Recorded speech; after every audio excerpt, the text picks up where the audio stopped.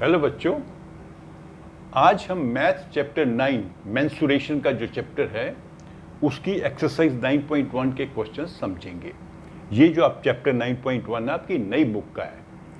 अगर आपके पास पुरानी बुक है तो उसमें ये 11.2 होगा। 11.2 है ओल्ड बुक में।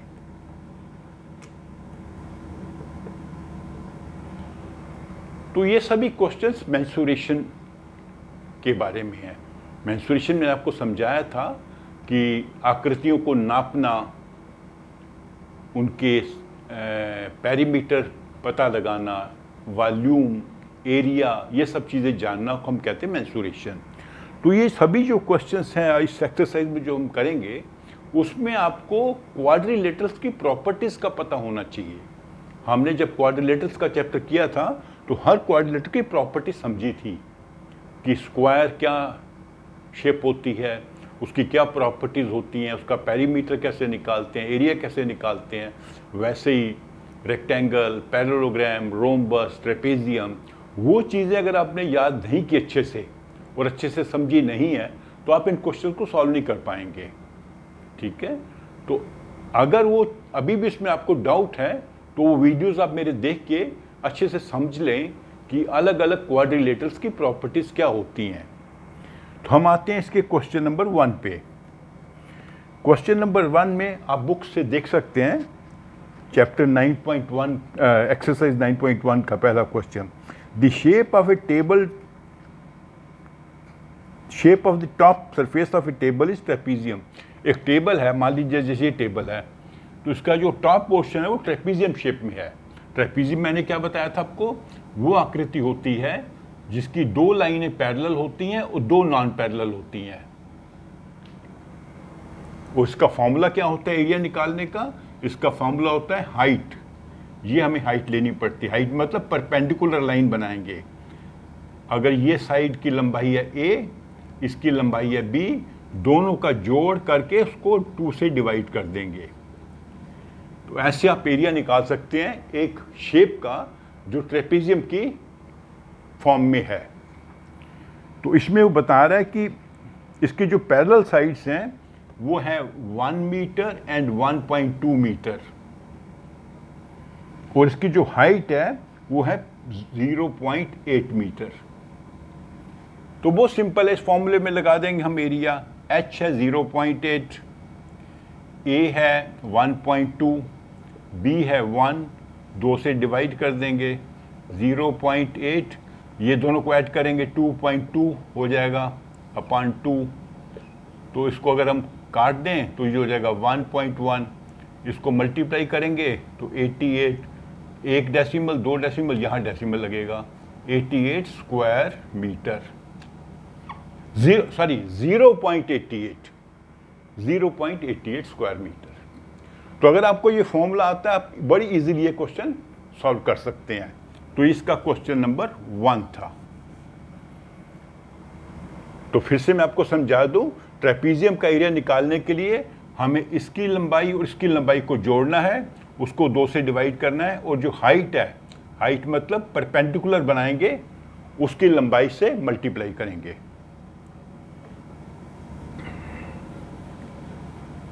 अब हम आ जाते हैं नेक्स्ट क्वेश्चन पर।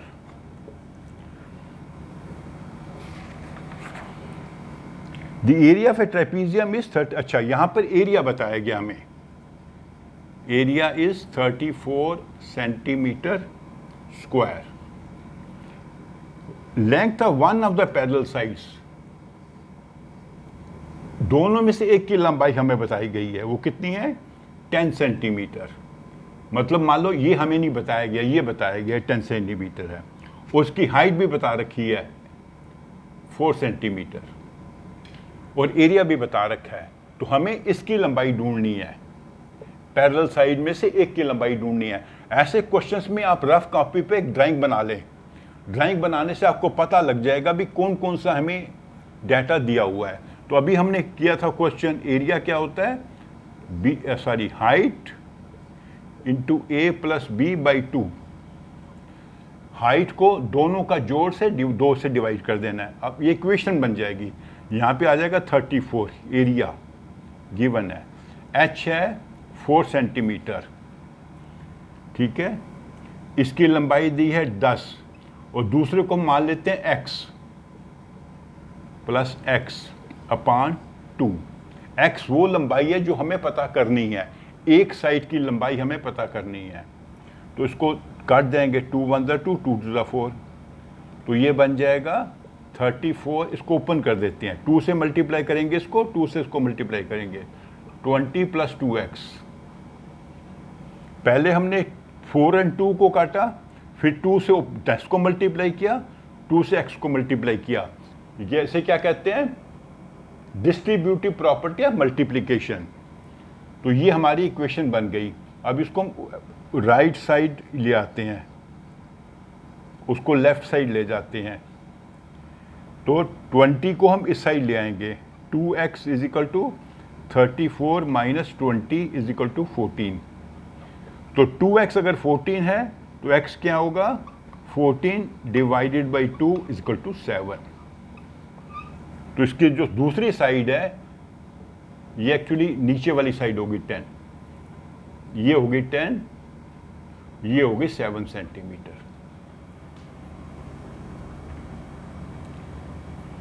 तो हमने एरिया का फॉर्मूला को यूज किया, इक्वेशन बन गई, इक्वेशन से हमने दूसरे साइड की लंबाई ढूंढ ली।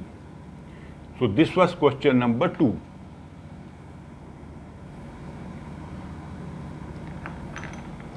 क्वेश्चन नंबर 3 में आपको समझा दूंगा, करूंगा नहीं।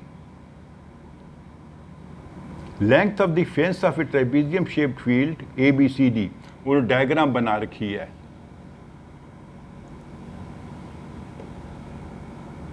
ABCD, और इसमें एक इंपॉर्टेंट चीज है जो आपने ध्यान रखनी है, एक साइड जो है परपेंडिकुलर है, मतलब जो इसकी लंबाई है वो हाइट तो भी है इसकी, क्योंकि ये साइड 90 का एंगल बना रही है और हमें हाइट ढूंढने के लिए एक लाइन बनानी पड़ती है, परपेंडिकुलर लाइन।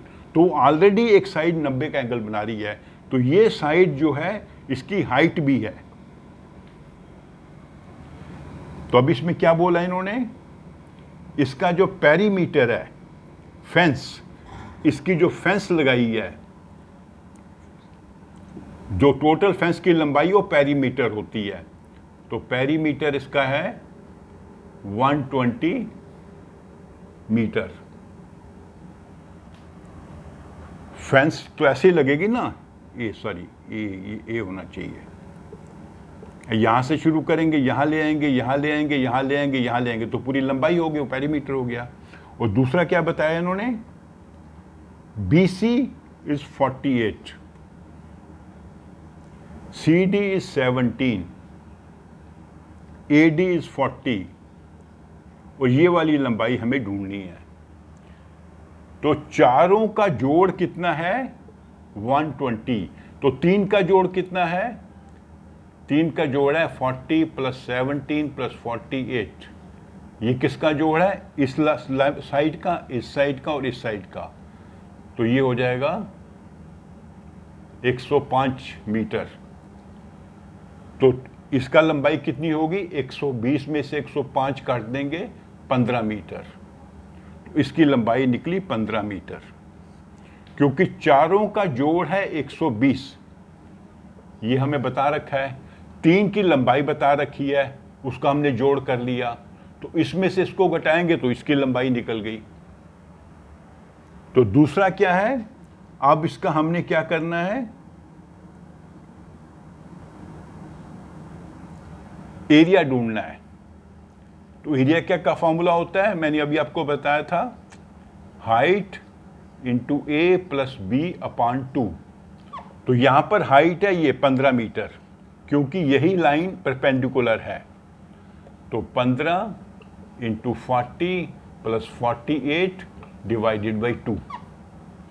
तो इसको सॉल्व कर लेंगे तो आपको इसका एरिया मिल जाएगा। पैरेलल साइड को, लंबाई को जोड़ा, उसको 2 से डिवाइड किया और 15 से मल्टीप्लाई कर दिया। तो ये हो गया आपका क्वेश्चन नंबर 3। अब आ जाते हैं हम क्वेश्चन नंबर 4 के ऊपर। The diagonal of a quadrilateral shaped field is 24 meter and the perpendicular drop down it remaining opposite is so and so. एक ये क्वाड्रिलेटरल है. क्वाड्रिलेटरल मतलब ऐसी शेप जिसकी 4 साइड्स है. तो इसमें उन्होंने बताया कि इसका एक डायगोनल है, उसकी लंबाई है 24 सेंटीमीटर. यहाँ से परपेंडिकुलर बनाया 13 सेंटीमीटर, यहाँ से परपेंडिकुलर बनाया मीटर है, सॉरी सेंटीमीटर नहीं मीटर है. 24 मीटर, ये 13 मीटर, ये 8 मीटर. इसको यहाँ लिख देते हैं. ये 24 मीटर है, ये 8 मीटर है. तो आपने इसका क्या ढूंढना है? एरिया. तो मैंने आपको जब ये समझाया था कि किसी क्वाड्रिलेटरल का एरिया ढूंढना है तो हम उसको ट्रायंगल्स में चेंज कर देते हैं, क्योंकि ट्रायंगल का एरिया हमको मालूम है. एक ट्रायंगल का एरिया क्या होता है? 1/2 इंटू बेस इंटू हाइट. तो यहां पे 2 ट्रायंगल बन गई. एक ट्रायंगल ये बनी,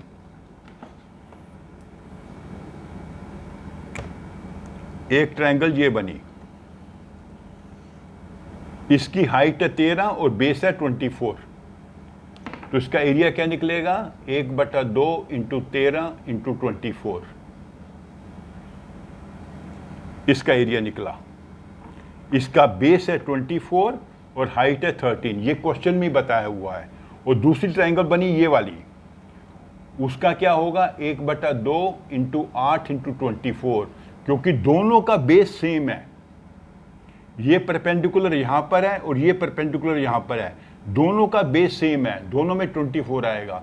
इसका परपेंडिकुलर 8 है, इसका परपेंडिकुलर 13 है, इसका 8 है. तो दोनों को सॉल्व करके आप ऐड कर दीजिए. इस आंसर को ऐड कर दीजिए तो आपको पूरा एरिया मिल जाएगा. हमने इसका एरिया निकाला, फिर इसका एरिया निकाला, दोनों को ऐड कर देंगे तो पूरे का एरिया निकल जाएगा. अब इसको सॉल्व कीजिए. मैंने यहाँ पर छोड़ दिया आपको. इसका आंसर ढूंढिए, इसका आंसर ढूंढिए, दोनों आंसर को ऐड करिए, वो पूरे का एरिया बन जाएगा. अब आते हैं क्वेश्चन नंबर 5 पर.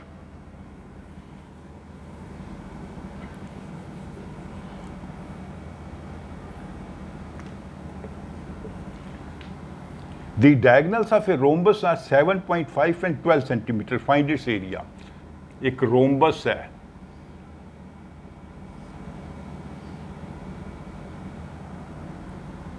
ठीक है. उसके जो डायगोनल्स हैं, एक है 12 सेंटीमीटर, इसको बड़ा कर देते हैं, ये 12 सेंटीमीटर है, ये 7.5 है. और इसका हमने एरिया ढूंढना है.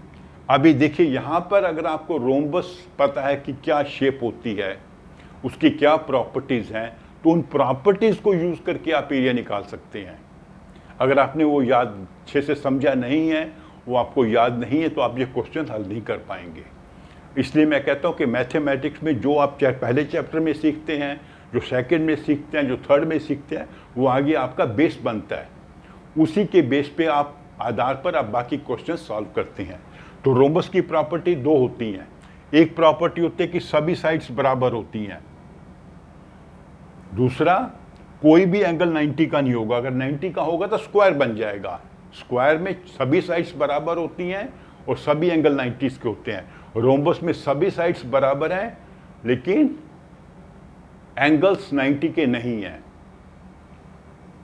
अपोजिट साइड्स पैरेलल होती हैं. और इंपॉर्टेंट प्रॉपर्टी क्या, इसके जो डायगोनल्स हैं वो राइट बाइसेक्ट करते हैं एक दूसरे को. राइट बाइसेक्ट का मतलब एक तो ये 90 का एंगल बनाते हैं, दूसरा ये एक दूसरे को बाइसेक्ट करते हैं. अगर ये 12 सेंटीमीटर है तो ये पोर्शन 6 होगा, ये भी 6 होगा. ये 7.5 है तो ये उसका हाफ होगा 3.75 और ये भी होगा 3.75. तो इस प्रॉपर्टी को आप यूज करेंगे, ठीक है. तो अभी जैसे हमने पिछले क्वाड्रिलेटरल में किया था, हम एक क्वाड्रिलेटरल को 2 ट्रायंगल में डिवाइड कर देंगे. एक ट्रायंगल बनेगी ये वाली, इस ट्रायंगल का एरिया कैसे होगा, इसको हम कर देते हैं ट्रायंगल 1. इसका एरिया क्या होगा 1/2 इंटू बेस इंटू हाइट। तो इसका 1/2 बेस क्या है इसका 7.5 और हाइट कितनी है 3 सेंटीमीटर, सॉरी हाँ 12 है तो 6 सेंटीमीटर, टोटल 12 है ना ये। तो ये इसका एरिया निकलेगा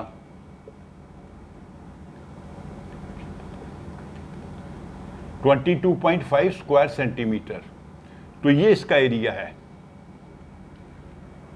लेकिन रोम्बस में दोनों ट्रायंगल्स कॉन्करेंट हैं, कॉन्ग्रुएंट हैं। कॉन्ग्रुएंट का मतलब इनका एरिया बराबर है। कॉन्ग्रुएंट क्यों है आपको याद होना चाहिए। कॉन्ग्रुएंस की प्रॉपर्टीज मैंने सीखी थी। एक प्रॉपर्टी होती है एस एस एस, तीनों साइडें बराबर हैं। ये साइड इसके बराबर है, ये साइड इसके बराबर है और ये कॉमन साइड है। तो ये दोनों ट्रायंगल्स कॉन्ग्रुएंट है, मतलब दोनों का एरिया बराबर है। तो अगर एक का एरिया 22.5 है तो दूसरे का भी एरिया उतना ही होगा। 2 से मल्टीप्लाई करेंगे तो बन जाएगा 45 स्क्वायर सेंटीमीटर। तो आपने एक का कैलकुलेट किया, उसको 2 से मल्टीप्लाई कर दिया तो पूरा एरिया बन गया। तो इसके लिए आपको प्रॉपर्टीज याद होनी जरूरी हैं। ये हो गया क्वेश्चन नंबर 5। अब आ जाते हैं क्वेश्चन नंबर 6 पर। Find the area of a rhombus whose side is 5 centimetre and altitude is 4.8। If one of the diagonals is 8 centimetre long, find the length of the other diagonal. ये भी rhombus है, ठीक है। ऐसे बनाता हूं इसकी शेप।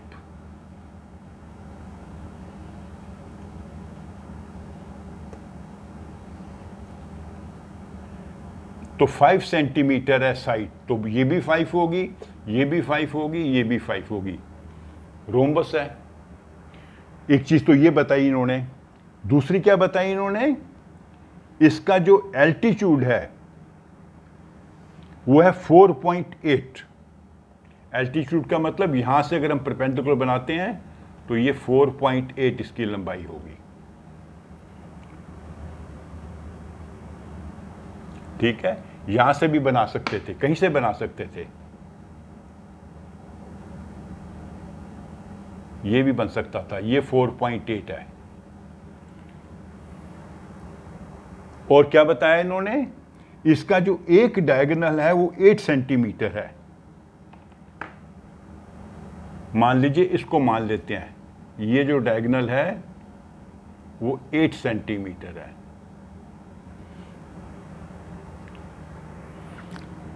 तो क्या करना है आपने, एक तो इसका एरिया ढूंढना है और दूसरा दूसरे डायगोनल की लंबाई ढूंढनी है। 2 इसमें पार्ट है। पहला पार्ट क्या है एरिया और दूसरा पार्ट है दूसरे डायगोनल की लंबाई। तो देखिए अभी इसकी ये 2 ट्रायंगल बन गई, इसका नाम दे देते हैं ए बी सी डी। एक ट्रायंगल है ए बी सी ये वाली, और दूसरी है ट्रायंगल ए डी सी, और दोनों कॉन्ग्रुएंट हैं। अभी मैंने पिछले क्वेश्चन में समझाया, क्योंकि ये साइड इसके बराबर है, ये इसके बराबर है, ये और ये कॉमन साइड है।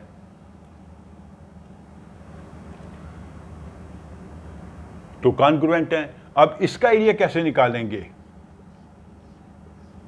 इसका एरिया निकालेंगे 1/2 बेस इंटू हाइट। तो 1/2 बेस क्या है इसका, ये बेस है 5 सेंटीमीटर। यहां तक नहीं लेना, जो इसकी लंबाई है ट्रायंगल की साइड की 5, और हाइट कितनी है 4.8, वो गिवन है 4.8। तो ये क्या हो जाएगा 2.4 12 स्क्वायर सेंटीमीटर। तो अगर इस ट्रायंगल का एरिया 12 स्क्वायर सेंटीमीटर है तो दूसरी कॉन्ग्रुएंट है, तो दोनों का एरिया क्या होगा, 2 से मल्टीप्लाई करेंगे 24 स्क्वायर सेंटीमीटर। तो ये तो एक आंसर आपका आ गया, ठीक है। अभी हमने दूसरे डायगोनल की हाइट ढूंढनी है, ये वाले डायगोनल की लंबाई, इस डायगोनल की लंबाई ढूंढनी है। तो इसको दो तरीके से ढूंढ सकते हो।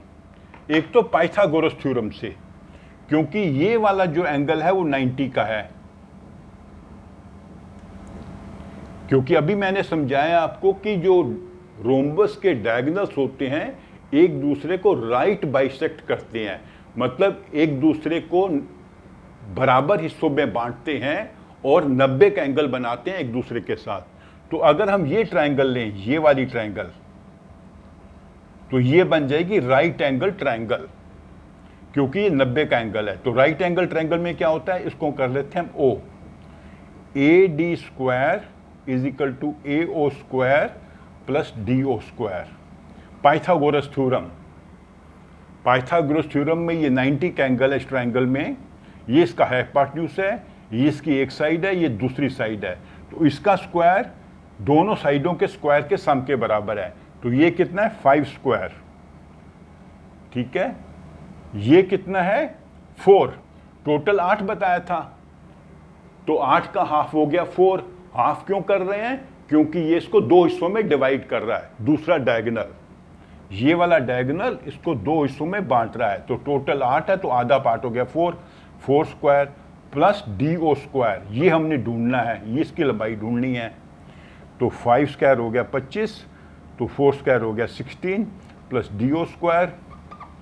तो इसको हम चेंज कर देते हैं साइडों को। D O square is equal to 25 minus 16 को यहाँ ले जाएंगे, ये प्लस था माइनस हो जाएगा 9 क्या होता है, 3 स्क्वायर। तो D O square is 3 square, तो डी ओ हो जाएगा 3, मतलब इसकी लंबाई है 3 सेंटीमीटर। तो टोटल लंबाई कितनी होगी, 6, क्योंकि ये आधा पार्ट है, दूसरा आधा पार्ट ये है। ये मैं लाइनें हटा देता हूं आपको थोड़ा सा ना अच्छे, ताकि दिक्कत ना पड़े। ये आपका पैरेललोग्राम थी, ये एक डायगोनल था, ये दूसरा डायगोनल है, इसकी लंबाई थी 8, मतलब ये 4 है, ये 4 है।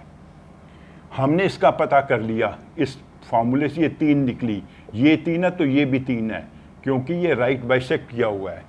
तो दूसरे डायगोनल की लंबाई हो गई 6 सेंटीमीटर, 3 × 2 इज 6 सेंटीमीटर। ये लंबाई होगी बी डी की,